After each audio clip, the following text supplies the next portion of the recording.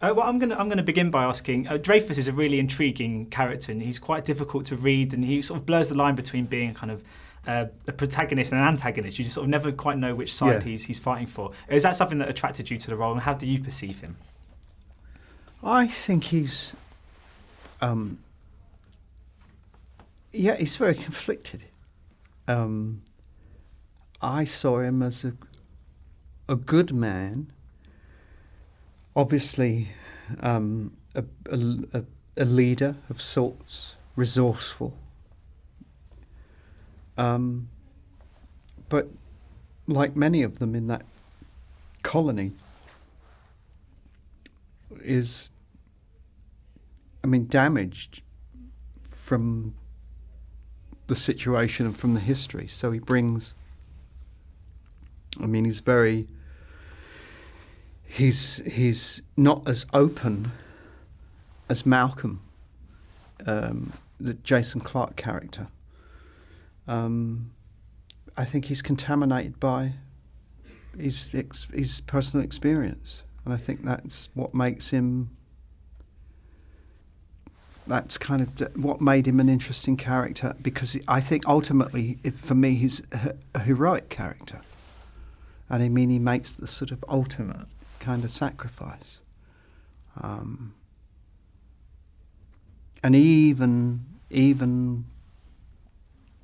when the apes first arrive, when that character Malcolm says, "I'm going back up there," Dreyfus doesn't shut that down.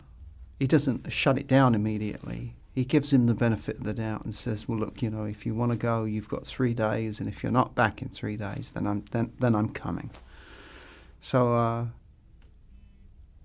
it was just a great opportunity to play someone like that. But he's very in the grey, He's. And one of my favourite scenes in the movie is when the kind of apes are approaching and sort of Dreyfus is galvanising the troops, so to speak. How was that kind of scene to shoot? Because obviously there's all the sort of performance capture. Was it quite tough to suspend your disbelief and see these actors as being apes? I didn't find it hard at all, because at the end of I think it's certainly easier than working with actors who are in masks, because you do see the emotion. So it's really like working with another actor. Andy Serkis is, even it's a grey-blue unitard, he's still in a costume which is much like mine, and not in a big hairy suit. And you really see the performance and the intensity of it come through.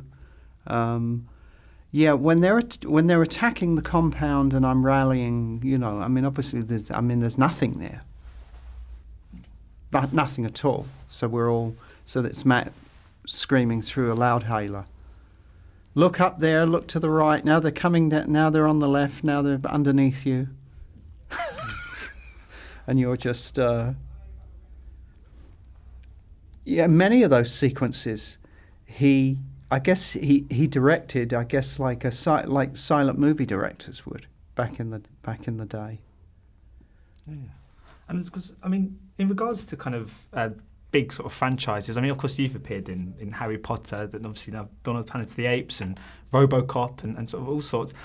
I was just wondering, these come with so much sort of expectation, and there's such a big established fan base that are sort of dying to see it and are willing to pick holes in anything that goes wrong. So, do you think you really thrive in that sort of pressurised environment of getting involved in projects like this? I don't really think about it. No, it's not something I can sort of consider. I was a fan of Planet of the Apes as a kid, so I have a sort of an affection for it, a nostalgia. And the first one is a science fiction classic. They still carry their own kind of charm and kitsch, I guess. And I liked Matt very much. I liked Cloverfield, and I thought the coupling of him and this project. So it was a whole sort of bunch of things that that sort of attracted me to it. But maybe it's Matt's job to worry about that. Certainly not my job. I don't think about the. You can't. You can't.